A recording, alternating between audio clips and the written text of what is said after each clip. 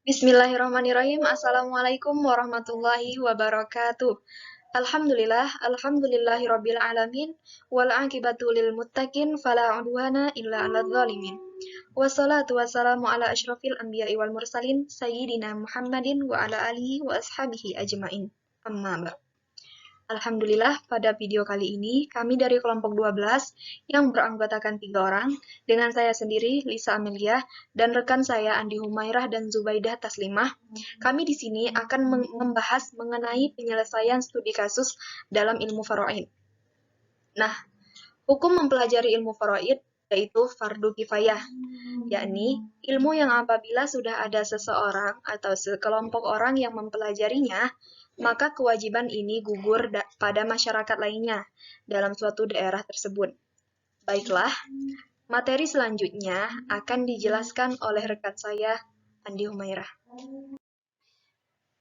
Baiklah, sebelum masuk ke studi kasus, di sini saya akan menjelaskan beberapa istilah yang muncul dalam perhitungan thoriqoh.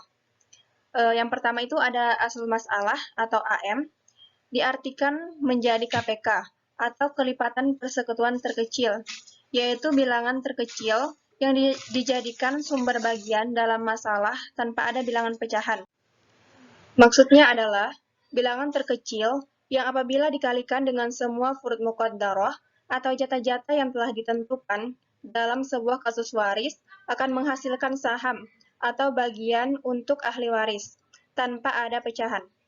Misal, dalam sebuah kasus terkumpul beberapa furud muqaddarah 1/8, 1/6, dan 2/3. Asal masalahnya adalah 24. Kenapa? Karena bilangan ini ketika dikalikan dengan furud muqaddarah akan menghasilkan saham tanpa pecahan, pecahan yaitu 3, 4, dan 16. Dalam perhitungan waris, asal masalah mewakili thoriqoh yang akan dibagikan kepada ahli waris. Baik, yang kedua, ada saham. Saham adalah bagian yang diperoleh masing-masing ahli waris dari asal masalah. Yang terakhir adalah tashilul masail atau masalah, adalah proses mencari AM dan penghitungan warisan. Selanjutnya, saya akan menjelaskan beberapa kondisi dalam perhitungan bagian warisan. Yang pertama itu ada kondisi masalah al-adilah. Masalah al-adilah ini adalah pembagian merata sesuai dengan porsinya masing-masing, baik habis dibagi oleh ashabul furud atau habis karena ada asobah, atau total saham sama dengan AM. Yang kedua adalah masalah al-ilah. Masalah al-ilah ini adalah ketika total saham masing-masing ahli waris lebih banyak dari AM, maka akan terjadi aul atau total saham lebih dari AM. Dan yang terakhir adalah masalah qasirah. Masalah qasirah ini adalah ketika total saham masing-masing ahli waris lebih kecil dari AM dan tidak ada asobah yang menghabiskan, maka akan terjadi rot atau total saham kurang dari AM. Selanjutnya, saya akan membahas tentang syarat-syarat atau ketentuan rot. Jadi, dalam sebuah studi kasus, dikatakan rot jika memenuhi syarat berikut. Yang pertama, diperbolehkan untuk zawil furud nasabiah saja, tidak untuk suami atau istri.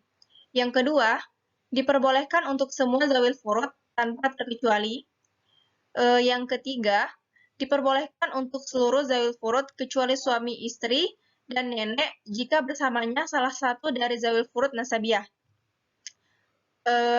Dan tidak diperbolehkan pada suami istri, nenek jika bersamanya salah satu dari zawil furud nasabiah, cucu perempuan jika bersama anak perempuan, saudari seayah jika bersama saudari kandung, dan saudari seibu jika bersama ibu dan nenek.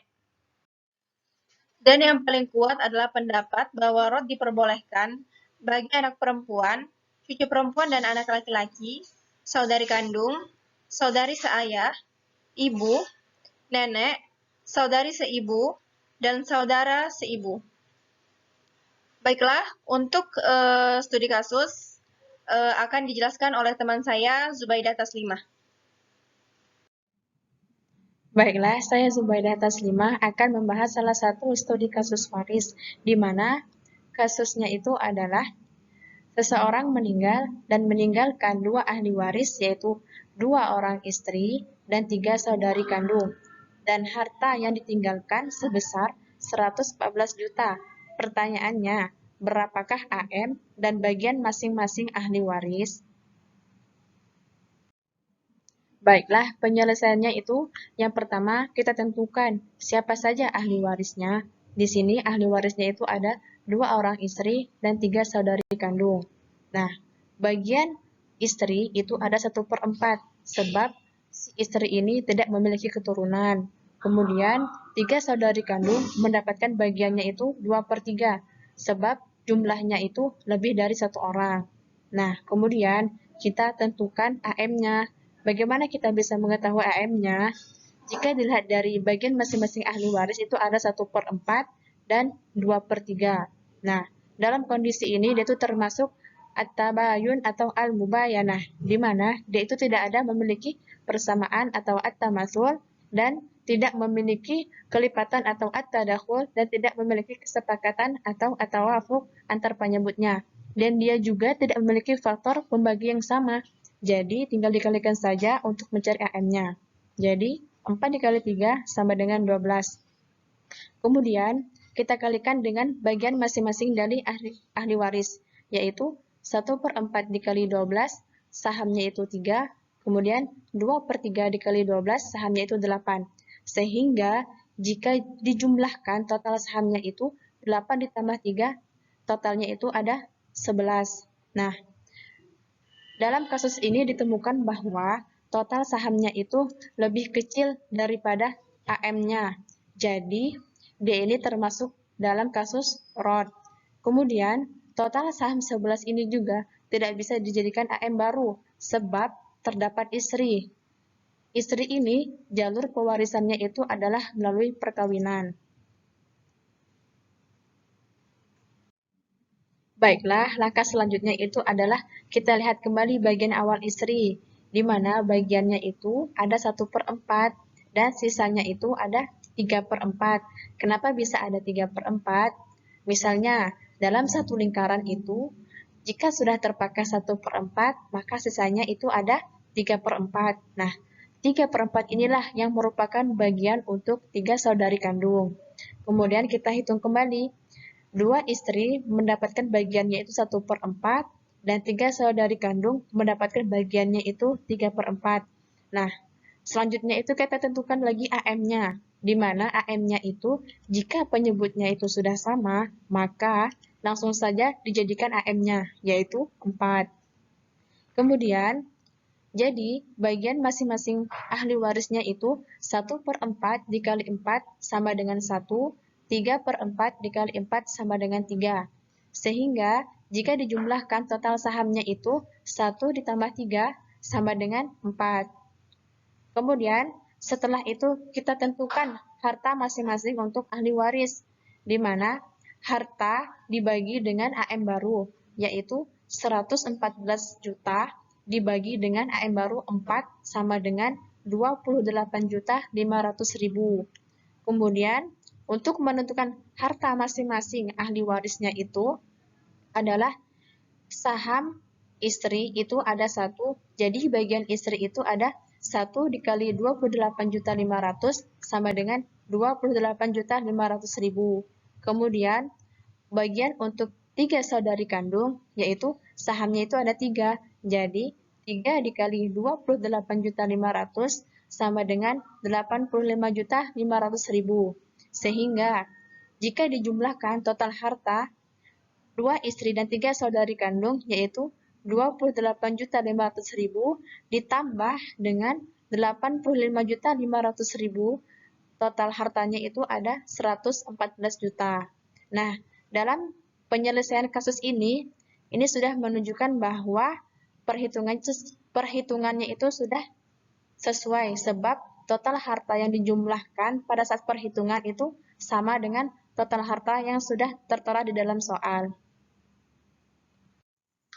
Baiklah, selanjutnya itu jika melihat kasus ini terdapat saham istri itu ada 1, sedangkan ahli waris yaitu istrinya itu ada 2.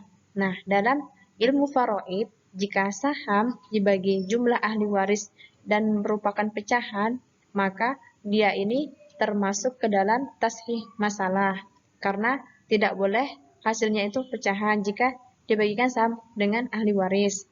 Kemudian selanjutnya itu kita tentukan AM barunya lagi. Nah, caranya itu karena di sini dua istri ini sudah merupakan angka terkecil, jadi langsung saja AM dikali dengan 2, yaitu 4 dikali 2 sama dengan 8. Jadi, masing-masing bagian saham untuk ahli waris itu adalah 1 dikali dengan 2, hasilnya 2, 3 dikali dengan 2, hasilnya itu 6. Sehingga total saham baru jika dijumlahkan itu ada 2 ditambah 6 sama dengan 8. Kemudian setelah mendapatkan saham barunya, kita cari lagi harta untuk masing-masing ahli warisnya, yaitu total harta awal dibagi dengan jumlah ahli warisnya itu, yaitu ada 8 dari total sahamnya ini, yaitu 114 juta dibagi dengan 8 sama dengan 14.250.000.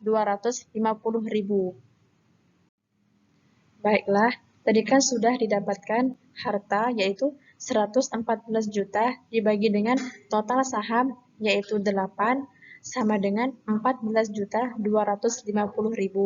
Jadi, bagian masing-masing ahli waris untuk 2 orang istri itu ada 14.250.000 dikali dengan saham baru yaitu 2, maka sama dengan 28.500 dengan rincian masing-masing bagian ahli warisnya itu 1 orang istri mendapatkan 1 saham dengan harta 14.250.000.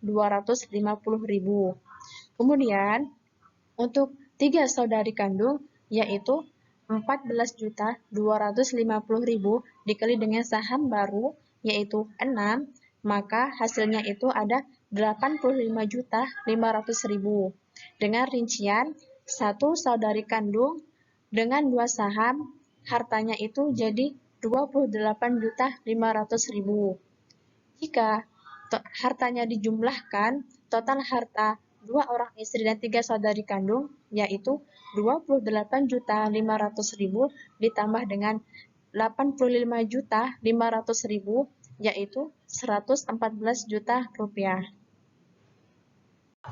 Alhamdulillah sudah terselesaikan studi kasus kami. Semoga teman-teman dapat memahami apa yang kami jelaskan dalam video ini, serta menjadi amal jariah bagi kita semua. Jika ingin berkomentar, memberi saran ataupun kritik, bisa disampaikan di kolom komentar di bawah. Afwan min akhta fil aqwal wal af'al. Syukron ala kulli hal. Akhirul kalam. Wassalamualaikum warahmatullahi wabarakatuh.